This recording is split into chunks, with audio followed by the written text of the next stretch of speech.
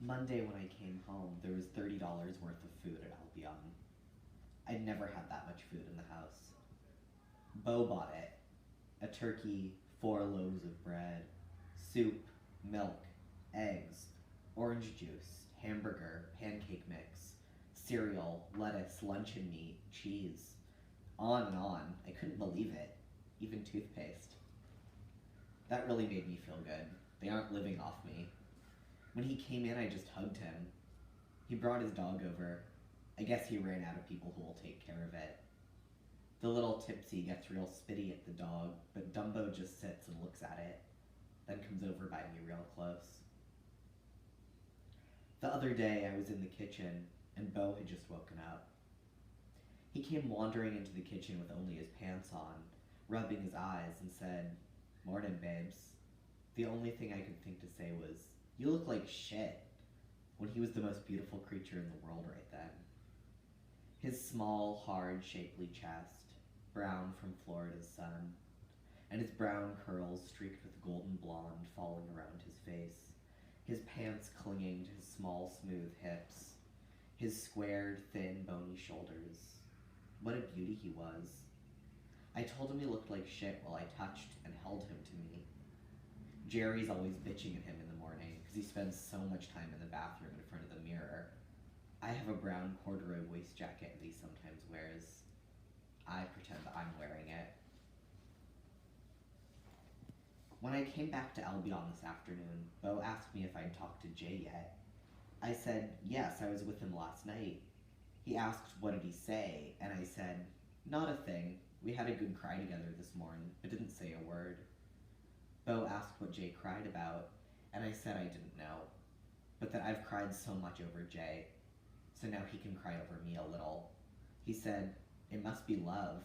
I said, yeah. Why is Jay so insistent on us being apart if it hurts him so when I have another boyfriend, when he knows I'd rather be with him all the time? Beau asked me if Jay was the fighting type. I said, no, he's still an altar boy at heart. I told Beau how Jay was sure curious about him. He asked, why did he pick me? I said, what do you mean? He said, why didn't he think you were with Jerry?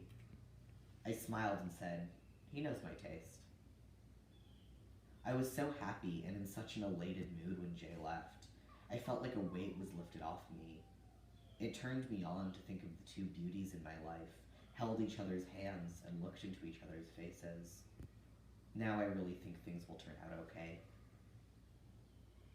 Saturday I took my jewelry box and made a bracelet for Jay from an old broken necklace, and the clasp from a junky pink charm bracelet.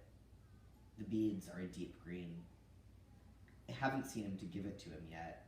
I hope he likes it. He told me he tried again and again to get the bracelet I bought him for Christmas on, but can't. I guess I could return it. Maybe I'll ask him to go with me and we'll return it for something else.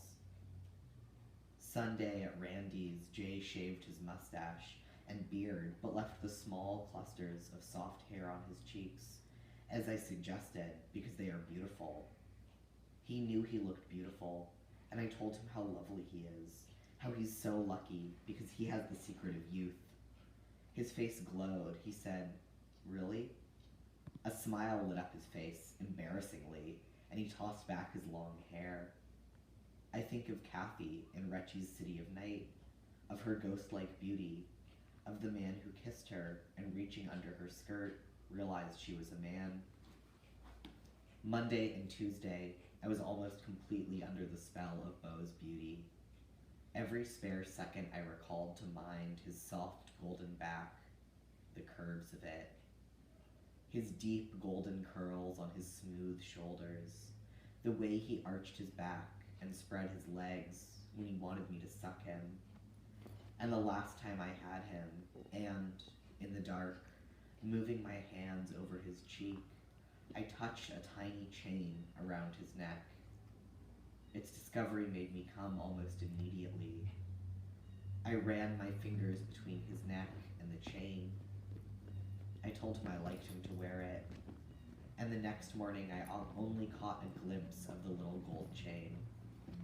After a few days he was gone. And I remember how who was crying just for a reason to get her hands up his shirt.